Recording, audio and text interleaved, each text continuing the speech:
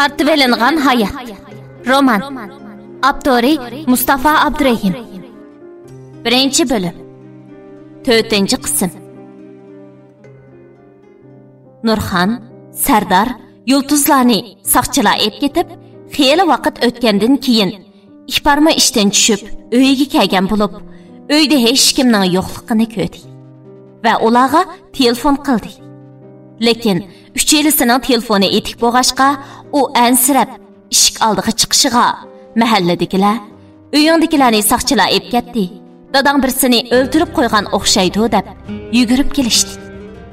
Ihpar qo'shnilarning so'zini anglagandan keyin hayron bo'lganidan yerdala o'ltirib qoldi. U Sardarning yelg'u biror odamkan, biror yerimtal pashig'imi azar bermaydiganligiga ishonadi. Shunga u qo'shnilarning so'ziga radiya berib, yurayotgan loyiqi Nurshatga telefon qildi va uyda ish chiqqanligini, darhol kelib saqchixonaga o'zi bilan birga berishini aytgan edi. Nurshatmo yuqorqi mahallada turadigan bo'lg'ashqa, tezla Ihparning yeniga yetib keldi. Nurshat kelibla Ihparni bag'riga besib, uningga tasalli berdi. Naq mushu vaqtning o'zida Nurxon bilan Yulduzmo saqchixonadan qaytib kelgan bo'lib, Ihparning Nurshatni quchoqlab turganini ko'rgan Nurxon somkisini yerga tashlab, dingoslab borgancha berib, Ihparning chechidilla oldi va Ihparning yuziga tükürüp turib: "Tfey! Bu işning poqini yap çoğuğan pesandi şum. Biz nimi günde, sen nimi günde?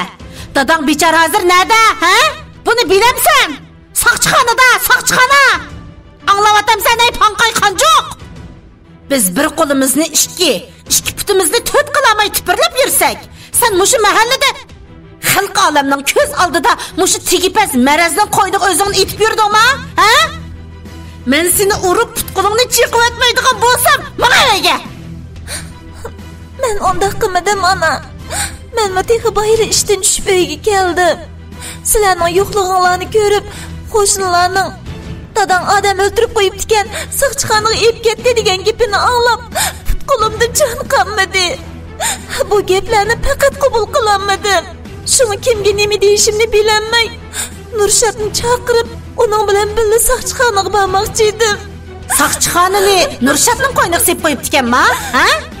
Yoki bo'lmasa Nurshatning qo'yniga doq-doq qilib ussang, saqchixonaga paydo bo'lib qolamdi ekansan ya.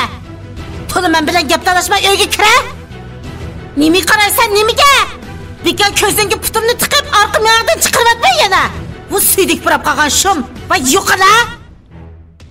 Nurxon zahardan sisiq gaplarni qilib, Nurshatni qo'g'lab o'tgandan keyin boshqa qulim qo'shnilarnimi to'xini qo'g'lagandek qo'g'lab o'tib, Ihparning chechidan tortgancha uyga elib kirdi va yig'ilib qolgan barliq dardini Ihpardan oldi. Bu tarbiyasiz. Men seni mushundaq tarbiyaladim-mi, ha? Ayjon, erlarning qo'yniga o'zingni otib begatdimmi? Ha? Ochang'i qirg'ina. Mijaz sho'x bo'lgan bilan sen o'xshash eshakning ishlarini qilib yurmaydi. Ay, ochangdan ozroq bo'lsin degansan, bo'lmadi deyman. Isit sana bergan oqsitim, isit. Voyjon, ona, bo'ldi qilsang-chu. Bunda urib tilashning o'rni yo'q-ku. Bo'ldi, Ihparg'ichu, o'zim tarbiya qilay, ha? Sen og'zingni yum. Hammasi sening. Nurxon Yulduzga shu gapni deb, gapini joyida to'xtatib oldi va Yulduzni hujranga kirib ket deb qo'yib, Ihparni urib dushkalashga boshladi. Ihpar tayoqni bo'lishiga yeb, hech majoli qolmaganda bari kuchini yig'ib, Nurxonning qo'lini tutib oldi va ana, dadamga zaten yemiş bo'ldi. Dadam rostla odam o'ldirib qo'ydimi? Men bunga herkes ishonmayman. Menga rost gapni deb beringlarchi, o'tinib qolay. Menga bu ishlarning zodi qanday ish ekanligini deb berib bo'lib, ondan meni nima qilsam mayli ana. Men sana bosh uray. Qani degina, dadam qayerda? Dadam unda qiladigan odam emas. Men bunga herkes ishonmayman. Agar sizlar menga deb bermasanglar, men o'zim saqchixonaga berib dadamning unda ishni qilmaydiganligini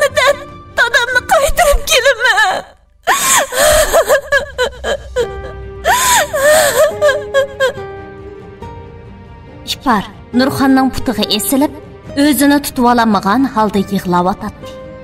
Nurxan İparning yig'isiga qarab, umi o'zini tutib olmay yig'lab tashladi. Va dadangga hech ish bo'lmaydi.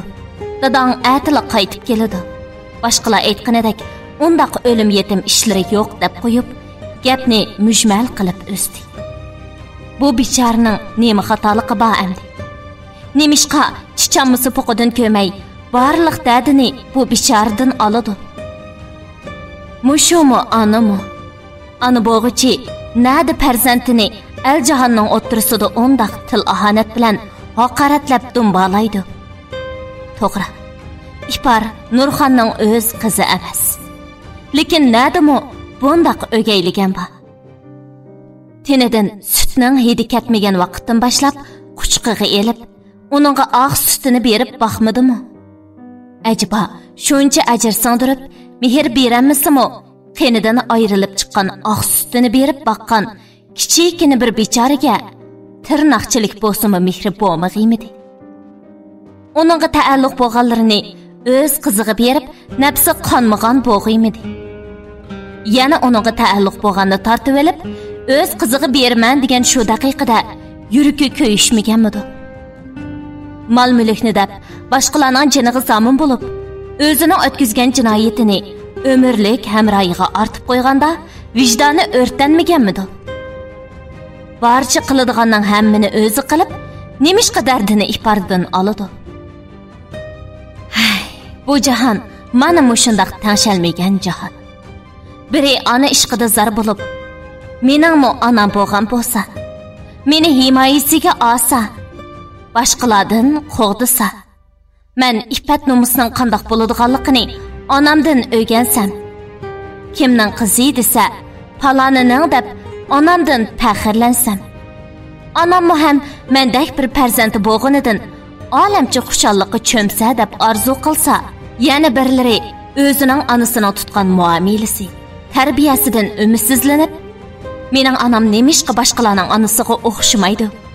Boshqalarning onasi bolalarini tayoq to'qmoq bilan emas, chiroyli, go'zal so'z iboralar bilan tarbiyalaydi ekan. Nemishqa mening onam menga bundoq qiladigandu? Ajiba, onam mendek bir farzandi bo'lganidan nomus qilamdigandu? Agar shuncha o'sh ko'rsa, nemishqa meni bu dunyoga opraydi qiladi deb ich-ichidan ketdi. Yulduzga o'xshash farzandlar ajiba qaysi tipga kiradigandu? Aldirmasak, uning asli yuzini asta-asta ko'rib olamiz. Shu tapda İpar bir bulonda beshini tizig'i cho'kirib yig'lamoqda.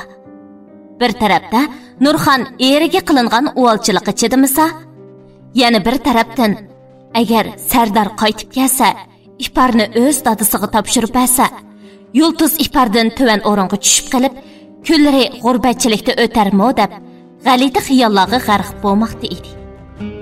Yulduz bo'lsa, hujursining ishkini ichidan taqab, derazadan chiqib, İparning loyiqi Nurshatning yeniga ketgan edi. U azaldan İparga hasad qilganlikdan, İparning narsalarining hammasi mening bo'lishi kerak deb o'ylab, Nurshat bilan xeyli burilib tepishib bo'lgan edi. Lekin bu ishlardan Yulduzning do'sti Nafisadan boshqa hech kimning xabari yo'q edi. Uyda shuncha ko'p ishlar yuz berib ketsa-mu, xiyolining bir burjikiga akilib qo'ymay, Udul Nurshatning uyiga ketgan edi. Nurshatmi Yulduzni saqlab turgan bo'lib, Yulduzning uyning ichiga kirishi bilan tang ikkisi eshikni taqab, chiroqni o'chirib, karvatga o'zlarini atdi. Qiladigan nashayan ishlarini tugatib bo'lgandan keyin Nurshat Yulduzga: "Canım, onang nimanda qo'rqinchliq, bo'y qo'rqitib yurkimni oldi. Lekin İparga sal uval qilib qo'ydimi qandaq?" "Voyjon, yana shu İpar. Nada uval bo'ldi? Toza obdan bo'ldi. Hamma odam qarab tursa, ishqinglar sharchirak chaplashilib tursanglar, onam oldinglarga berib, "Voy chiroyli xinim, mana mundaq ish qilding. Xo, yaraysan. Voy mening kelishgan o'g'lim. Qani ko'ksi dengiz okeandimi keng bebaho ekan. Qo'yningni acha, Yulduz bilan men o'zimni atay desa bo'lanti hamsa." Qiziq gap qiladi ekansan. Mushi gapga yamanqinga oshiq daman sana. Hech kimga gap bermaysan. Aşı tillaringni ham qilib yevasam deyman. Aras, Sardarkamga nemish bo'ldi? Voy, ishni bo'lmadi. So'rmasangmi bo'ladi? Bizning oilaning ishi sen bilan munosabatsiz. Andin bu qitim ikkimizning balkim oxir qitim birga bo'lishimiz mumkin. Mening turmushimda boshqacha o'zgarish bo'ladigandek turdi. Seni ko'nglim topganda o'zim izlayman, Juma. Shunga bugun meni qang'icha otlab al. Turmushimda o'zgarish bo'ldi. Qanday o'zgarish? Yulduz Nurshadning savoliga yaqinda bilib qolsan deb javob berdi. Ondan kiyimlarini kiyib, Nurshad bilan xo'shlashib, uyiga qaytib kelib, derazadan uyga kirib, chiroqni yoqishiga opsi Nurxonni ko'rib cho'chib ketdi. Nurxon Yulduzning oldiga kelib, uning quloqini tortib turib, to'van ovozda: "Nega badam? Yana o'sha suydik buraydigan shum bilan ko'rishgili badamma? Men raskatli qila. Ona, quloqimni qo'yibotgina og'irtibdi. Ha, badam, nima bo'pti? Bu uyda sening varang-churug'ingni anglab, men ham portlab ketay degashga, shunga birdan havoyay deb chiqib, Nurshad bilan uchrashib qoldim. Birdan modashdiq shu. İhbarını so'rdi, dadamni so'rdi. Men mo hech nima demadim. Ondan qaytib keldim. Tugdi. Senisi xap Juma. Hey, boshqalar ko'rib qolsa, men yuzimni nada qo'yman, ha? Oxiri dadaning beshiga chiqqandek, mening beshimga chiqadigan bo'lding-da sen. Uf, voy beshim. Ana, gapni o'ylashib qiljimi? Dadamning beshiga men chiqmadim, sen chiqding. Sening chichib qo'ygan po'qingni tozalayman deb bo'lgan ish bu. Sen-chu, menga kayib vatildiganning o'rniga mening shu amalni ko'rsatib seni qutqizib kelib, yiliqib planingga yo'l ichib berganimda xo'sh bo'lsang bo'ladi. Nurxon Yulduzning gaplarini anglab, kallasiga bir narsaning kelishi bilan tang yuziga kulki yugurtib, ona bola ikkisi maslahatlashib, planlarini ikkisi hamkorlashib, tez sur'atda ishga oshirishni deyishdi. İhbar dadasini o'ylab, qarang'uda tamg'i yo'linib, mashinaning yenida o'ltiradi. Bu bechora dadasini o'ylayotgan shu paytda uning o'z dadasi Mavludmi, qizim ati degan keladi degan xushalliqi bilan uydagilarni yig'ib, tilini nachchini chaynayotgandan keyin gelini qirib qo'yib, uydagilarga muhim gapni dedi. Apa, Nargiz, Nazla, yana Ilshad. Hozir uyning cho'nglari hammanglar boyada. Sizlarga bir ishni demoqchiman.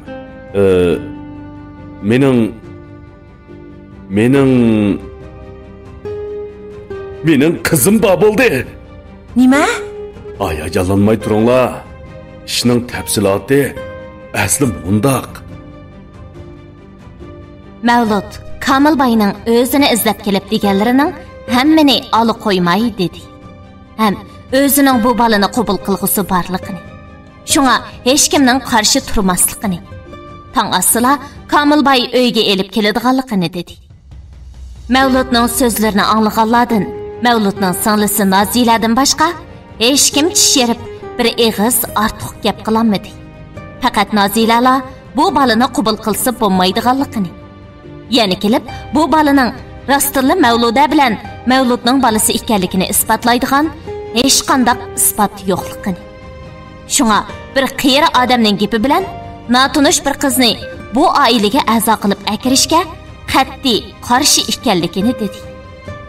Mavlud singlisiga radiya berib, uningga mening ishlarimga aralashmay, o'zining turmushi bilan bo'g'in deb qo'yib, gap tugidi deganicha kutubxonasiga kirib ketdi. Mavlud kutubxonaga kirib, Mavludaning suratini qo'liga elib, bag'riga bosdi va Mavludarim, mening so'ygunim, siz o'zingiz meni tashlab ketgan bo'lsingizmi? Lekin menga o'zingizning bir partisini qoldirib qo'yibsiz. Sizga ko'p rahmat. Agar siz hayot bo'lgan bo'lsangiz, ikkimizning bir qizi borligini bilgan shu daqiqada sizmi menga o'xshash naqadar xushal bo'lib ketdingiz a? Men cho'qim qizimizga yaxshi qarab, hozirga chiqib beramaganimning hammani to'lig'i bilan qilib beraman. Siz xotirjam yeting, azizim. Mavlud Mavludaning suratini tutib o'ltirib, o'rindiqda uxlab qolgan edi. Tongmi otdi. Lekin Komilbaydan sadomi yo'q edi.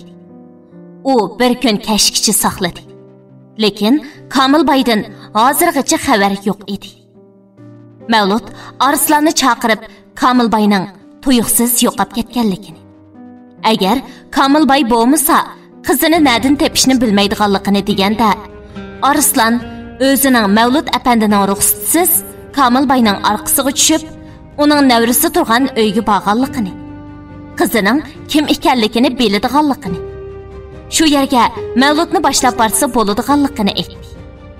Mavlud Arslanni ayblashning o'rniga xushbo'g'inidan uningga "Sen bek aqlliq, sendan faxrlanaman" deb o'zini hozirning o'zida shu uyga boshlab berishini aytdi.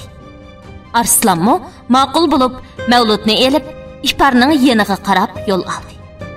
Ihpar bo'lsa, bugun ishqimi bormay, dadasining xabarini saqlab, ishga talmirib o'ltiradi.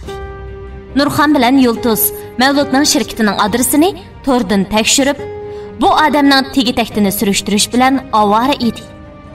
Arslan Mavludni Sardarning uyining oldiga akilib, "Mush uy shu" deb ishikni yenik urdi.